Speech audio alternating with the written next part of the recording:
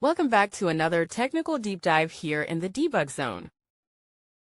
Today we're tackling a big question and breaking it down with us from other users. Hopefully this clears up some misconceptions and helps you get the answer you need. So buckle up, stay a little curious, and let's jump right in.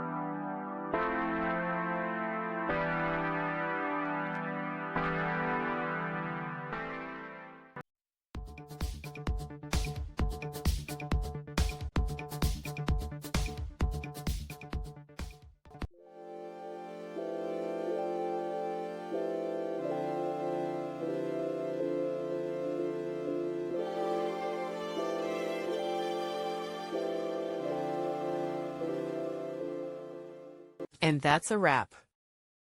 I hope you found the answer you were looking for. If you did, take a second to hit that subscribe button. It really helps out.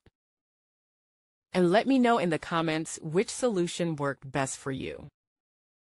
See you next time in the debug zone.